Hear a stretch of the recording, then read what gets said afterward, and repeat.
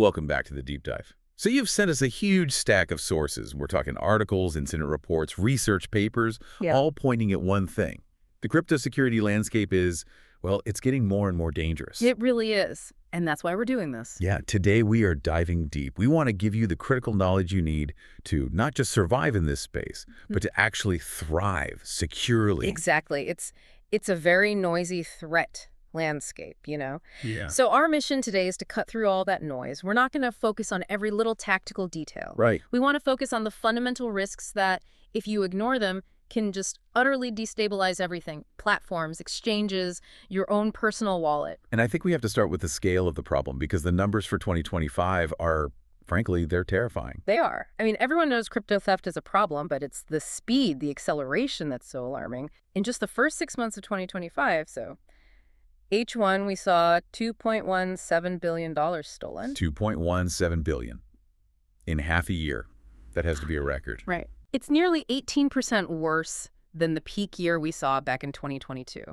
So if this trend holds, we're on track for 2025 to hit over $4.3 billion in identified losses. And you just said the key word there, identified. Yes. And this is the point that always gets buried in the headlines. These are just the amounts that authorities and analysts have actually managed to track. The real number is undoubtedly much, much higher. So we're looking at a $4.3 billion plus problem. This isn't petty crime. This is industrial scale theft. So what are the big risks driving this? When we looked at all the source material, it really boils down to three major threats, the ones that really sink ships: organized hacking, phishing, and the quiet one, code vulnerabilities. Okay, let's start with the one that's the most financially devastating, the organized hacking attacks. These sound like something from a movie. They do, but the reality is these are just ruthlessly organized operations. Sometimes they're even backed by nation-states or these massive criminal syndicates. And their goal isn't just to get into a server, it's to steal the crown jewels. Private keys. The private keys. And we saw a grim example of this earlier in the year. You're talking about the ByBit incident. I am. February 21st, 2025. North Korean hackers managed to steal $1.4 billion of ETH in a single attack. $1.4 billion. And what's so fascinating is that it wasn't a flaw in the blockchain itself. It was just a key management failure. They found and exploited a private key leakage inside ByBit's hot wallet system. So one simple mistake in how they stored a key Led directly to a loss of over $1 billion. Yeah. Exactly. But, cracking servers like that is specialized work. The data shows it's often easier to just attack the human element. Which brings us to phishing, tricking the person at the keyboard. I think this is maybe the most concerning trend I saw in the data. It is. It's always, always easier to trick a human than it is to crack hardened cryptography. So attackers, they create these perfect replicas of exchange websites. They send fake messages. And they are incredibly effective. The scale proves it. In the first half of 2025, phishing and social engineering attacks accounted for 344 incidents. The total losses, $2.47 billion. Wait. So more money was lost by tricking people than by pure technical hacking. That's right. And that's why security has to be a shared responsibility. The platforms can build the fort, but the user has to be vigilant. There's that anecdote in the sources about the Change Now W team. That story really stood out. You have this successful businessman, a savvy guy, who falls for a really sophisticated social engineering scam. Yeah. He almost lost $100,000 in Bitcoin. And the platform had to step in. Yeah, they had to launch an investigation, track the wallet, and execute this quick recovery. I mean, it ended well, but it just goes to show how easily even prepared people can be tricked. Absolutely. And that brings us to the final silent killer in our big three, code vulnerabilities. This is a huge issue in DeFi, decentralized finance. Because DeFi runs on smart contracts, which are just .code. So if the code is bad, what happens? If there's a bug, an exploitable flaw, millions can be drawered in an instant. And because of blockchain immutability, which is a feature, right, something we value, there's no one to call. There's no central authority to reverse the transaction. The funds are just gone forever. That irreversibility is what makes this next part so vital. We need to shift from the problems to the solutions. Let's talk about essential security practices, your first line of defense. Okay, let's start with the basics, but with a crypto-specific focus. Multi-factor authentication, MFA. It's non-negotiable. But the key thing to understand here is that not all MFA is created equal. A lot of services still default to SMS-based two-factor authentication, a text message with a code. Why is that so dangerous for crypto?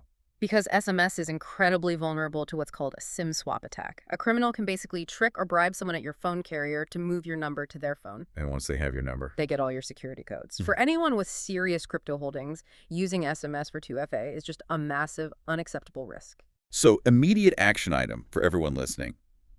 Move away from SMS. What are the stronger alternatives? You should really be moving toward hardware-backed security, like a YubiKey, or at the very least, app-based authenticators like Google Authenticator. They generate codes on your device itself so they can't be intercepted through a SIM swap. Okay, so that's access. Now let's talk about passwords. This is all about protecting the ultimate asset, right? Your seed phrase. Protecting your seed phrase is the single most important job you have. If you use a weak or a reused password for, say, the cloud service where you've stored an encrypted backup, well, that $4.3 billion threat suddenly gets very personal. So let's be ruthless about the standards here. What are the non-negotiables? Okay. 1, they have to be unique for every single service, no reusing passwords. 2, they need to be long, minimum of 12 to 16 characters, and they have to have a mix of everything uppercase, lowercase, numbers, symbols, and absolutely no personal info. Give us that awful but effective example again. X4JW% 9.767 at T3, something like that. That's the standard you should be aiming for. And nobody can remember that. No, of course not. That's why you use a password manager. It generates them, it stores them, it takes the human error out of it. But, and this is critical, you have to protect the password manager itself with the strongest 2FA you can get. Okay, that covers access. What about protecting the data itself, especially when it's moving? That's where encryption comes in. Right. Encryption is your final fail-safe. It just turns sensitive data, your personal info, keys, whatever, into unreadable gibberish. So even if a hacker gets in, the data they steal is useless to them. And the transmission part is something we all face every day. That free Wi-Fi at the coffee shop is not your friend. It is absolutely not your friend. You have to stick to secure protocols. Always look for HTTPS. And if you're accessing anything crypto-related, you should be using a VPN, a virtual private network. That unsecured network is just an open invitation for an attack. So that sets the foundation for individuals. But that's only half the battle. For the big institutional players, they need something much bigger, a digital Fort Knox. That brings us to advanced defense systems. Right, this is where things get serious. And the first piece of that puzzle for any platform managing serious money is a hardware security module, or HSM. Break that down for us. What exactly is an HSM? An HSM is a physical, tamper-proof device. It's basically a computer that does one thing and one thing only. It protects and manages cryptographic keys. Think of it as a physical vault for private keys. So the key never actually leaves that little box. Exactly. When a transaction needs to be signed, the operation happens inside the HSM's secure environment. The key is never exposed on a server where it could be stolen. For a major exchange, a proper HSM setup is the difference between operating and, catastrophic failure. So that protects the keys. What about protecting against internal threats? An employee mistake or a malicious insider? That's where identity and access management comes in, IAM. It's all about strict internal control. It means everyone, from the CEO down to an intern, only has the absolute minimum access they need to do their job. It's often called the zero trust model. Zero trust. So don't trust anyone inside or outside the network. What makes an IAM system actually work in practice? There are really 4 pillars. First, role-based permissions, so access is tied to the job. Second, centralized credentials, one secure login for everything.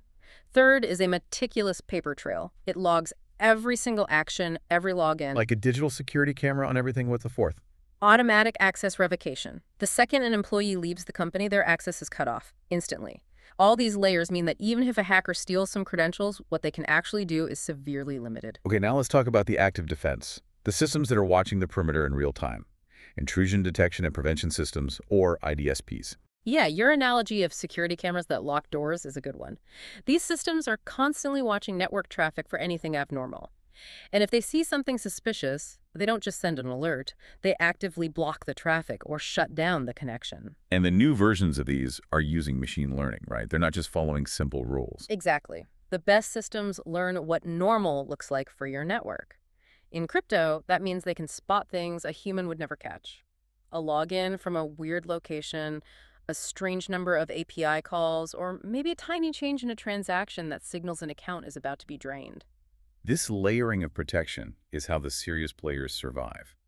Now let's look at how one big architectural choice can change the entire security game by just removing the target. I'm talking about the non-custodial model. This is a huge decision. A non-custodial model, like the one ChangeNow uses, means the platform itself never actually holds your funds. The assets just flow through the system to complete the swap. They're never held long-term in a big central pot. So there's no giant bullseye for hackers to aim at. No massive vault to crack open. Precisely. And that's a huge win for security in general. But it also has massive benefits for their B2B partners. What kind of advantages for business partners? Well, it massively lowers what we call counterparty risk. Basically, if you're a business using a custodial exchange, you're constantly worried that exchange might get hacked and you'll lose everything. Right. With a non-custodial model, that risk is pretty much gone. It means more predictable operations, fewer black swan events, and your support team isn't flooded with tickets every time there's a breach. We do have to acknowledge the trade-off, though. The non-custodial model removes the exchange as the target, but it pushes all the responsibility for key management back to the user. That's the critical balance. Security isn't outsourced. If you, the user, lose your key or fall for a scam, the non-custodial platform can't help you. They can't recover your funds.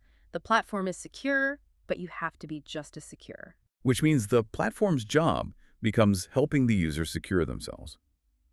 The sources mention things like having 24/7 support. Yes, and that support isn't just for tech issues. It's a safety net for fraud prevention. It's what allowed them to step in and help in that $100,000 case. It's about proactive monitoring, screening transactions, and blocking illicit funds before something bad happens. And the outcome is clear. Consistent operation without major incidents in an industry that's just, frankly, plagued by them. It proves that security isn't an add-on. It has to be the foundation. It is the product. That really brings us to our final synthesis, I think. We've seen the threats, the catastrophic losses, and the solutions, from simple passwords all the way up to physical hardware vaults. And if you connect all of that together, the single most important lesson is, it's the brutal reality of irreversibility in crypto. There is no oops button. That one moment of carelessness, clicking the wrong link, reusing a password, can make years of work just vanish in 10 seconds. Gone. So my final challenge for you, for everyone listening, whether you're running a business or just protecting your own stack, is this.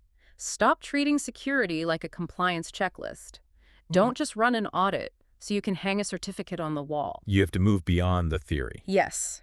If you're really serious about protecting yourself against a $4 billion a year threat, you have to actually test your people and your tech in the wild. Run penetration tests. Run internal phishing campaigns. If security is just a line item on a budget that you check off, you've already lost. You just haven't felt the impact yet. A sobering but vital perspective. Thank you for joining us on this deep dive into how we build trust in a system that offers absolutely no second chances. We'll see you next time.